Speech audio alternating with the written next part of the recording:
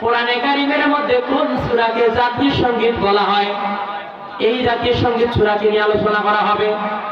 আমার ভাইয়েরা, একান্ত আপনজনেরা, যে বিষয়ে আলোকপাত করা হবে সূরাতুল ফাতিহা। এই ফাতিহাকে কেন জাতীয় সঙ্গীত বলা হয়? আমার ভাইয়েরা গভীর কান লাগান, আর লম্বা নয়। ভাইয়েরা রে, আল্লাহ পাক যতগুলো সূরা নাযিল করেছেন, নাযিলের প্রেক্ষাপট হলো দুইটা। আর রব্বুল আলামিন কোরআনে কারীমের মধ্যে যতগুলো প্রাণীকে, যতগুলো মানবকে, যতগুলো পৃথিবীর মানুষগুলাকে ডাক দিয়েছেন, দুইটি ভাষায় আল্লাহ ডাক দিয়েছেন। এক হলো ইয়া আইয়ুহাল্লাযীনা আমানু, দুই হলো ইয়া আইয়ুহান নাস। জোরে বলেন না সুবহানাল্লাহ। আমার আল্লাহ কোরআনে কারীমের মধ্যে ডাক দিয়ে বলেন ইয়া আইয়ুহাল্লাযীনা আমানু। আল্লাহ পাক বলেন, হে ঈমানদারগণ, হে আমার আদরের বান্দা, হে আমার আদরের গোলাম। আর রব্বুল আলামিন আর একবার ডাক দিয়েছেন ইয়া আইয়ুহান নাস, হে মানুষরা। আমার ভাইয়েরা, বাবা যখন সন্তানকে আদর করে ডাকে তখন বলে বাবা আব্দুল্লাহ, ঠিক না বেটি? নরম ভাষায় ডাক দেয় বাবা আব্দুর রহমান, কত সুন্দর আদরের ডাক। আর বাবা যখন রাগ করে ডাক দেয় সন্তানকে তখন কি বলে? হ্যাঁ আব্দুর রহমান, ঠিক না বেটি? আমার আল্লাহ কোরআনে, আমার ভাইয়েরা, তখন ডাক দিয়ে বলে বাবা আব্দুর রহমান। এটা হলো আদরের ডাক। আর বাবা যখন রাগান্বিত হয়ে ডাক দেন তখন ডাক কিভাবে বলেন? হে আব্দুর রহমান, ঠিক না বেটি? হে আব্দুর রহমান, এভাবে ডাক দেয়। তেমনি আমার আল্লাহ পৃথিবীর মানুষগুলাকে ডাক দিতে কি ভাষা ব্যবহার করেছেন? নরম ভাষা। এত গুনাহ করার পরও আমার আল্লাহ বান্দাকে বলছে ইয়া আইয়ুহাল্লাযীনা আমানু, হে আমার আদরের গোলাম, আদরের বান্দা, ঠিক না বেটি? আমার ভাইয়েরা, আর আল্লাহ যখন বান্দার উপরে একটু রাগান্বিত ভাব, তখন আমার আল্লাহ বলেছেন ইয়া আইয়ুহান নাস, হে মানুষেরা। আমার ভাইয়েরা, এই সূরাতুল ফাতিহা কোরআনে কারীমের শুরুতেই আল্লাহ পাক নাযিল করলেন। আল্লাহ পাক দিলেন কেন? এই সূরাটাকে কোরআনে কারীমের জাতীয় সঙ্গীত বলা হয়। জোরে বলেন না সুবহানাল্লাহ। সব জিনিসের একটা কি থাকে? ভূমিকা থাকে। কি থাকে? ভূমিকা থাকে। আমার আল্লাহ এই কোরআনে কারীমের মধ্যে এই সূরাকে ভূমিকা হিসাবে ব্যবহার করলেন। জোরে বলেন না সুবহানাল্লাহ। আচ্ছা বলেন, কোন সূরা ছাড়া নামাজ হয় না? লা সালাতা ইল্লা বিফাতিহাতিল কিতাব। এমন কোন নামাজ নাই সূরা ফাতিহা ছাড়া নামাজ হয়, ঠিক না বেঠিক? লা সালাতা ইল্লা বিফাতিহাতিল কিতাব। সূরা ফাতিহা ছাড়া নামাজ হয় না। এই সূরা ফাতিহা যদি কোনো মানুষ একবার যদি তেলাওয়াত করে, তাকে 15 পারা কোরআনের সওয়াব রব্বুল আলামিন দিয়ে দিবেন। জোরে বলেন না সুবহানাল্লাহ। এই সূরা ফাতিহাকে যদি একবার তেলাওয়াত করা হয়, তার আমলনামায় 15 পারা কোরআনের নেক দিবেন। জোরে বলেন না সুবহানাল্লাহ। আমার ভাইয়েরা, আবার সূরা ফাতিহার শুরুতেই আমার আল্লাহ কত সুন্দর একটি বাক্য রব্বুল আলামিন দিলেন, আমরা জানি। সেটাকে আমরা সবাই তেলাওয়াত করি, বিসমিল্লাহির রহমানির রহিম। বলেন না সুবহানাল্লাহ। এই সূরা ফাতিহা প্রতিটা, এই বিসমিল্লাহ প্রতিটা সূরার সামনে দিলেন। সূরা ফাতিহার সামনে দিয়ে আল্লাহ সূরাকে ব্যবহার করলেন। কেন দিলেন? রব্বুল আলামিন বলেন, নবী গো, এই বিসমিল্লাহ যদি কোনো মানুষ যদি একবার যদি তেলাওয়াত যদি করে, আমি রব্বুল আলামিন ঘোষণা করে দিলাম তাকে 30 পারা কোরআনের নেক দেওয়া হবে। জোরে বলেন সুবহানাল্লাহ। আমার ভাইয়েরা, সূরা ফাতিহাকে যদি সংক্ষেপ করা হয় তাহলে হয়ে যাবে বিসমিল্লাহ, কন্যা সুবহানাল্লাহ। আর বিসমিল্লাহকে যদি ব্যাখ্যা বিশ্লেষণ করা হয় তাহলে হয়ে যাবে 30 পারা কোরআন। জোরে বলেন সুবহানাল্লাহ। আবার 30 পারা কোরআনকে যদি সার সংক্ষেপ করা হয় তাহলে হয়ে যাবে সূরাতুল ফাতিহা। জোরে বলেন সুবহানাল্লাহ। আবার সূরা ফাতিহাকে যদি ব্যাখ্যা বিশ্লেষণ তাফসীর করা হয় তাহলে হয়ে যাবে 30 পারা কোরআন। জোরে বলেন সুবহানাল্লাহ। এই সূরা ফাতিহাকে লা সালাতা ইল্লা বিফাতিহাতিল কিতাব, এমন কোন নামাজ নাই সূরা ফাতিহা ছাড়া নামাজ হবে। যদি কোন নামাজি ফজর থেকে নিয়ে ঈশা পর্যন্ত যদি নামাজ আদায় যদি করে, সে কমসে কম 35 থেকে 40 বার সূরা ফাতিহা তিলাওয়াত করবে। জোরে বল সুবহানাল্লাহ। এই সূরা ফাতিহা এত মহত্ব, এত সওয়াব, এত ফজিলত দ্বিতীয় আর সূরা কোরআনে কারীমের মধ্যে নাই। জোরে বল সুবহানাল্লাহ। এই সূরা ফাতিহা, আমরা যখন সূরা ফাতিহা পড়ি আমার ভাইয়েরা, যদি কোনো মানুষ এই পৃথিবীর জমিনে যদি সূরা ফাতিহার আমল করত, ওই ব্যক্তিটা আল্লাহর ওলি হয়ে যেত। কন্যা সুবহানাল্লাহ। কি নিয়ামত আমরা পেলাম এই সূরাতুল ফাতিহার মধ্যে। রব্বুল আলামিন প্রথম নম্বরে আমরা যখন আমরা তেলাওয়াত করি তখন আমরা কি বলি যে আলহামদুলিল্লাহি রাব্বিল আলামিন। সমস্ত প্রশংসা, সমস্ত তারিফ, সমস্ত গুণকীর্তন সেই মহান রব্বুল আলামিনের দরবারে। সবাই বলেন না সুবহানাল্লাহ। আমরা সমস্ত শুকরিয়া, সমস্ত প্রশংসা আমরা করলাম কার দরবারে? আল্লাহর দরবারে। আল্লাহ পাক বলে বান্দারে আমার শুকরিয়া আদায় করো। রব্বুল আলামিন এই জন্য তো বললেন আলহামদুলিল্লাহি রাব্বিল আলামিন, যে সমস্ত প্রশংসা সেই মহান রব্বে কারীমের দরবারে। এবার আসেন হামদুন শব্দের অর্থ হলো প্রশংসা, লিল্লাহি রাব্বিল আলামিন আল্লাহর জন্য। এবার আসেন যে রব শব্দের অর্থ কি? আল্লাহ পাক যেখানে বলেন আলহামদুলিল্লাহি রাব্বিল আলামিন, লিল্লাহি রাব্বিল আলামিন, রব কারে কয়? আমার ভাইয়েরা, আল্লাহ শব্দের ব্যাখ্যা দিয়ে রব শব্দের তাফসীর করা যাবে না। আল্লাহ হলো আল্লাহর সিফ, আল্লাহর ব্যক্তি, আল্লাহর নিজস্ব নাম। আর রব হচ্ছে লিল্লাহি রাব্বিল আলামিন, এটা হচ্ছে আল্লাহর জাতি গুণবাচক নাম। এই কথাটার মধ্যে এটা তাফসীর অনেক ব্যাখ্যা। আল্লাহ শব্দের অর্থ কি? আল্লাহ বলতে আল্লাহ, আর রব বলতে বোঝানো হয়েছে যিনি চাওয়ার আগে চাহিদা পূরণ করতে পারে, তিনার নাম হলো রব্বিল আলামিন। জোরে বলেন না সুবহানাল্লাহ। আল্লাহ শব্দের শাব্দিক অর্থ হচ্ছে এক জিনিস, আর রব শব্দের শাব্দিক অর্থ হচ্ছে এক জিনিস। তার কারণ হলো এই। আচ্ছা বলেন রব কারে কয়? আমি এক কথা আপনাকে বোঝাতে চাচ্ছি যে রব কারে কয়? যিনি চাওয়ার আগে যার যতটুকু জিনিসের প্রয়োজন, চাওয়ার আগে প্রয়োজন পূরণ করতে যিনি পারে, তিনার নাম হলো রব্বিল আলামিন। আমার ভাইয়েরা বলেন, আপনারা কেউ কি মায়ের পেটে থেকে কি খাদ্যের জন্য দরখাস্ত করেছিলেন? আপনারা কেউ কিন্তু করেন নাই।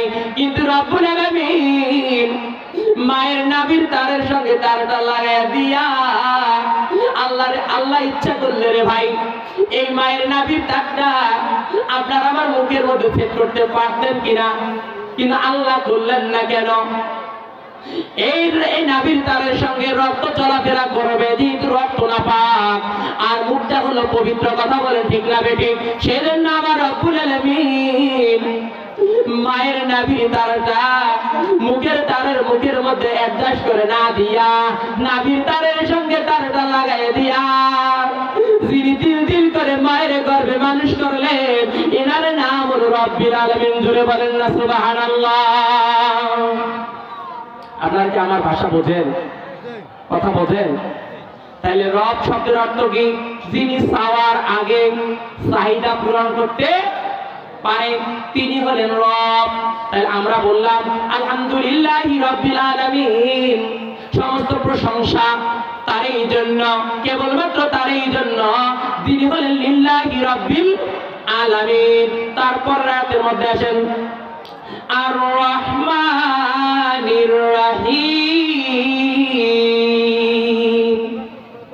পরের রাত হলো কি আর রহমানির রহিম। তার মানে হলো এখানে আমরা প্রশংসা আল্লাহর করতেছি। আর রহমানির রহিম, তিনি হলেন তিনি হলেন রহমান, তিনি হলেন দয়ালু, তিনি হলেন দাতা। আল্লাহ কি দয়ালু না? আমার আল্লাহ দেখেন কতটুকু দয়ালু রে ভাই, গভীর কাল লাগান। আমার আল্লাহর চাইতে আর কেউ দয়ালু নাই, কেউ মেহেরবান নাই। আমার আল্লাহ দেখে কেমন দয়ালু।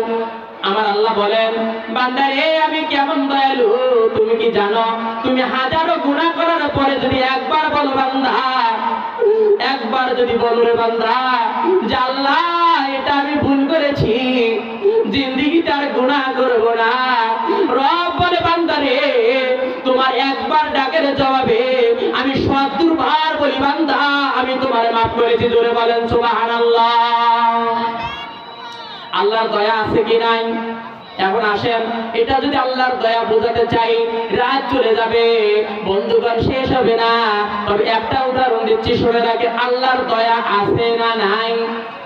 মুসা আলাইহিস সালামের সময় একজন ব্যক্তি ছিল, খুব গুনাহ করে, গভীর কান লাগান, খুব গুনাহ করে। আমার ভাইয়েরা, আমি বলতেছিলাম আল্লাহর দয়া আছে কি নাই? আমার আল্লাহর দয়া আছে কিনা এটা বোঝাতে চাচ্ছি। মুসা আলাইহিস সালামের সময় একজন ব্যক্তি ছিল, খুব গুনাহ করে। এই কথা যখন হযরতে মুসার কাছে চলে গেল, যাওয়ার পরে ওই ব্যক্তিকে ধরে আনা হলো। আনার পরে বলা হলো, এ যুবক, তুমি কি গুনাহগুলো, এই গুনাহ কি তুমি করো? এমন একটা গুনাহ নাই সেই গুনাহটা ওই যুবক করে নাই। কবিরা, সগীরা, জিনা, ব্যভিচার, এমন একটা গুনাহ নাই যেই গুনাহটা ওই যুবক করে নাই। মুসা আলাইহিস সালামের কাছে তাকে ধরে আনা হলো। আনার পর বলা হলো, যুবক রে, তুমি কি এই গুনাহগুলো কি করো? যুবক বললেন, হ্যাঁ আমি গুনাহ করি। বলতেছো তুমি কি গুনাহ ছাড়বা না? বলে, না আমি গুনাহ ছাড়বো না। সতর্ক করলেন, যুবক বলতেছে, না আমি গুনাহ ছাড়বো না। প্রয়োজন বোধে আপনার দেশ ছাড়তে রাজি, গুনাহ ছাড়তে রাজি নাই। এক পর্যায়ে যখন যুবক বললেন, না আমি গুনাহ ছাড়বো না, এক পর্যায়ে তার বাড়ি ঘর ধরে ভেঙে দেওয়া হলো। পাহাড়ের মধ্যে একটা ঝাড় জঙ্গলের মধ্যে অবস্থান করা শুরু করলেন, বসবাস করা শুরু করলেন। আমার ভাইয়েরা রে, বলেন তো একটা মানুষ কয়দিন না খায়া থাকতে পারে? একদিন, 2 দিন, 3 দিন, তারপরে খানার প্রয়োজন হবে কি হবে না? খানার প্রয়োজন হবে। আমার ভাইয়েরা, আল্লাহ কি দয়ালু? আল্লাহ কেমন দয়ালু? গভীর কান লাগান। ওই ব্যক্তি 1 দিন, 2 দিন, 3 দিন থাকার পরে ওই জঙ্গলের মধ্যে, পাহাড়ের মধ্যে খাদ্য নাই, পানি নাই, কিছুই নাই। এবার যুবক 3 দিন, 4 দিন, 5 দিন, 7 দিন যাওয়ার পরে এবার যুবকের গায়ের গোশতটুকু এবারে হাড়ের মধ্যে লেগে গিয়েছে। এবার যুবক আল্লাহকে ডাক দিয়ে বলেছে, আল্লাহ, এখানে আপনি ছাড়া আমার কেউ নাই। আপনি যদি আমাকে এইখানে যদি আপনি আমাকে এই অবস্থায় যদি আপনি আমাকে শাস্তি দেন, তাতে আপনার কি লাভ হবে? আর আপনি যদি আমারে মাফ করে দেন, তাতে কি এমন আপনার ক্ষতি হবে? কন্যা সুবহানাল্লাহ। আল্লাহ পাক বলে, জিবরাইল যাও যাও, দ্রুত গতিতে যাও। এবারে 1 দিন, 2 দিন, 3 দিন চলে যায়, গোশত হাড়ের সঙ্গে লেগে গিয়েছে। এবারে ওই ব্যক্তি ডাক দিয়ে বলেছে যে, আল্লাহ আপনি আমারে মাফ করে দেন, আর আমি জিন্দেগিতে গুনাহ করব না।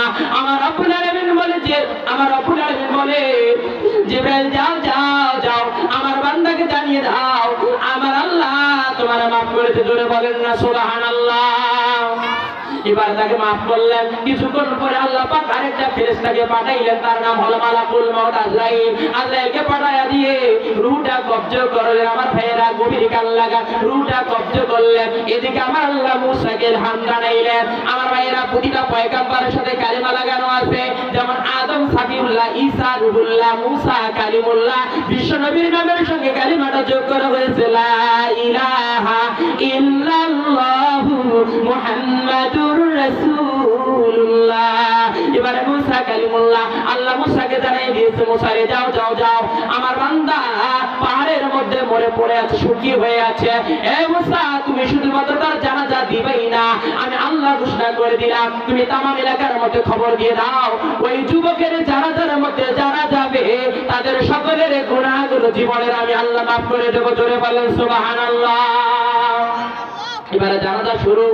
জানাজা যখন তাকবীরে উল্লাহ হবে, আমার ভাইয়েরা, ব্যক্তিগুলোর ভিতরে এমন একটা স্বাদ জাগলো যে এই যুবক এমন কোন যুবক, তারা জানাজার মধ্যে গেলে জীবনের গুনাহ মাফ হবে। একটা বারের জন্য দেখিল যুবকটা কোন যুবক। এবার সুন্দর করে যখন মুখ খুললেন, খোলানোর পরে যুবক বললেন, মুসা, মিথ্যা কথা বলার জন্য জায়গা পাও না। এই যুবককে আমরা বাড়ি ভেঙে দিয়েছি, পাহাড়ের মধ্যে আমরা পাঠিয়ে দিয়েছি। এই যুবক হলো জিনাকার, তার জানাজার মধ্যে গেলে আল্লাহ মাফ করবে, এই কথা তুমি কোথায় পেয়েছো? মিথ্যাবাদী। এবার মুসা নবী এবারে সুন্দর করে সিজদায় পড়ে গিয়েছেন, সিজদার মধ্যে পড়ে গিয়েছেন, আর ডাক দিয়ে বলেছে, আল্লাহ আপনি আমারে এই কেমন বিপদের মধ্যে ফালাইলেন? আল্লাহ বলে, মুসা রে, না না না, তুমি কি জানো না আমার নাম রহমান? তুমি কি জানো না আমি আল্লাহ দয়ালু? এ মুসা, আমার বান্দা যখন শেষ সময়ে, অন্তিম সময়ে, বান্দা যখন মারা যায়, এমন সময় যখন আসমানের দিকে তাকায় বলেছে, আল্লাহ আর আমি জিন্দেগিতে গুনাহ করব না, আমি আমার বান্দাকে কেমন করি মাফ না করি।